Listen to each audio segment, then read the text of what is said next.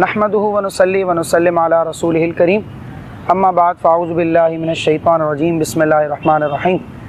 हमने बचपन में पढ़ा था कि मकदूनिया का अलेक्जेंडर 20 साल की उम्र में बादशाह बन गया और 23 साल की उम्र में वो दुनिया फ़तह करने के लिए निकल गया। उसने तुर्की का रुख किया, उसने यूनान फ़तह किया, ईरान के दारा को शिकस्त दी, फिर बाबिल और यरूशलेम का रुख किया और फिर हिंदुस्तान की तरफ आया।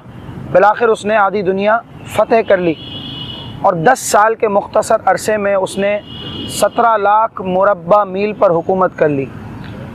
लोग उसे अलेक्जेंडर द ग्रेट के नाम से जानते हैं, दुनिया उसे सिकंदर आज़म कहती है और लोग कहते हैं कि इस तरह का कोई बादशाह तारीख़ में नहीं गुज़रा। मैं कहता हूँ कि अगर उस बादशाह का मवाजना अमीरुल मुमिनीन सैयदना उमर फ़ारूक रज़ी अल्लाह ताला अन्हु से किया जाए तो ये कहना बिल्कुल गलत होगा कि वो सिकंदर आज़म था। हज़रत उमर रज़ी अल्लाह ताला अन्हु ने भी अपनी ज़िंदगी के जो 10 साल थे वो खिलाफत में गुजारे और अंदाज़ ये था कि 10 साल में उन्होंने 17 लाख नहीं 22 लाख मुरब्बा मील पर हुकूमत की और वो खालिसतन इस्लामी हुकूमत थी और वो हज़रत उमर फ़ारूक रज़ी अल्लाह ताला अन्हु का सिलसिला था। अलेक्जेंडर ने हिंदुस्तान पहुंचकर फालिया शहर अपने घोड़े की याद में आबाद किया, बहुत सी और चीज़ें की, टाइफाइड के मर्ज़ में मुब्तला हुआ और बिलाखिर उसका इंतकाल हो गया। हज़रत उमर फ़ारूक रज़ी अल्लाह ताला अन्हु की ज़िंदगी के कुछ पहलुओं को अगर हम अलेक्जेंडर की ज़िंदगी से मवाजना करें तो ये याद रखें कि अलेक्जेंडर एक ऐसा शख्स था कि जिसे 20 साल की उम्र में तख्त व ताज अता कर दिया गया था, यानी बादशाहत उसे पता थी कि मिलनी है, जबकि हज़रत उमर फ़ारूक रज़ी अल्लाह ताला अन्हु की 7 पुश्तों में कोई बादशाह ना गुजरा था। अलेक्जेंडर ने जब दुनिया फ़तह की तो उसे बेहतरीन घुड़सवार दिए गए, बेहतरीन आसाइशें मिली, बड़े बड़े जर्नल, बड़े बड़े कर्नेल, बड़े बड़े जवान उसके साथ रहे और ऑर्गेनाइज्ड आर्मी थी, जबकि हज़रत सैयदना फ़ारूक आज़म रज़ी अल्लाह ताला अन्हु के पास ऐसी कोई ऑर्गेनाइज्ड आर्मी नहीं थी। अलेक्जेंडर ने जब दुनिया फ़तह की तो उस दौरान जर्नेलों, कर्नेलों, नौजवानों ने, यहाँ तक कि उसके अपने ख़ास आदमियों तक ने बगावत की और ऐसे मौके पर हिंदुस्तान आने से भी इनकार कर दिया। लेकिन हज़रत उमर फ़ारूक रज़ी अल्लाह ताला अन्हु की ज़िंदगी में ऐसा कोई वाक़या नहीं मिलता। जब हज़रत उमर फ़ारूक रज़ी अल्लाह ताला अन्हु ऑर्डर फरमा देते तो फिर किसी को सरताबी की जुर्रत ना होती थी। साद बिन अबी वक्कास रज़ी अल्लाह ताला अन्हु को ऑन दी स्पॉट गवर्नरी के ओहदे से हटाना, हमस के गवर्नर को ना सिर्फ गवर्नरी से हटा दिया बल्कि ऊँट चराने पर लगा दिया। अमर बिन आस रज़ी अल्लाह ताला अन्हु के माल को रोक लिया गया।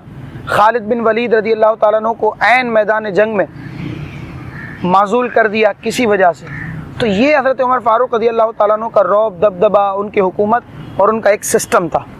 अलेक्जेंडर ने 10 साल बादशाहत की, कई ममालिक फतूहात किए, लेकिन वो कोई निज़ाम या सिस्टम नहीं दे सका, जबकि हज़रत सैयदना उमर फ़ारूक रज़ी अल्लाह ताला अन्हु ने दुनिया को बेहतरीन सिस्टम प्रोवाइड किए।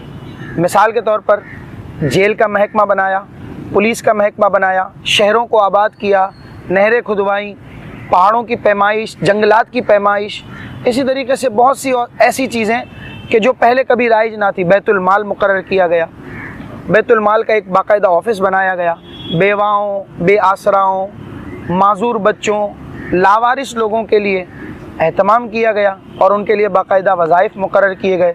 हुकूमती इदारों और बिलखुसूस सरकारी अहदेदारों की बाकायदा अकाउंटेबिलिटी की गई, उनके असासों को डिक्लेयर किया गया और अगर विद इन अ ईयर, एक पीरियड के बाद असासे बढ़ते तो बाकायदा एहतसाब होता। हज़रत उमर फ़ारूक रज़ी अल्लाह ताला अन्हु फरमाते थे कि कौम का सरदार कौम का सच्चा खादिम होता है। तो और इसके अलावा फरमाया कि जालिम को माफ़ कर देना ये गोया जुल्म की मदद होती है। हज़रत उमर फ़ारूक रज़ी अल्लाह ताला अन्हु की ज़िंदगी के कई गोशे ऐसे मिलते हैं कि मुस्तशरिकीन भी इस बात का एतराफ़ करते हैं कि अगर दीन इस्लाम में उमर मौजूद होते तो आज पूरी दुनिया में इस्लाम ही इस्लाम फैला होता। हज़रत उमर रज़ी अल्लाह ताला अन्हु की ये तो वो खुसूसियात थी जो अवामी और हुकूमती लेवल पर थी। खुद उनकी निजी ज़िंदगी का मामला भी बड़ा प्यारा था।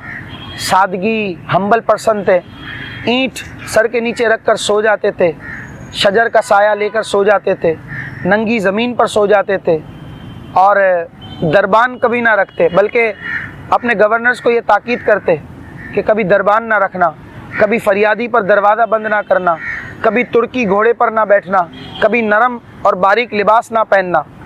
یہاں تک کہ جب ان کا وصال ہوا تو ایک چرواہا دور جنگل سے بھاگتا ہوا آیا اور کہنے لگا کیا لوگوں حضرت عمر وصال کر گئے؟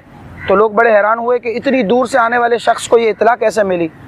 تو اس نے کہا کہ میری بھیڑ اور بکریاں جب چرنے جاتی تھی تو کوئی درندہ ان کی طرف آنکھ اٹھا کر نہیں دیکھتا تھا، آج پہلی مرتبہ ایک درندے نے میری بھیڑ کو دبوچ لیا تو میں سمجھ گیا کہ اب حضرت عمر اس دنیا میں نہیں رہے۔ حضرت عمر رضی اللہ تعالیٰ عنہ کی یہ زندگی کے چند اور مختصر پہلو ہیں۔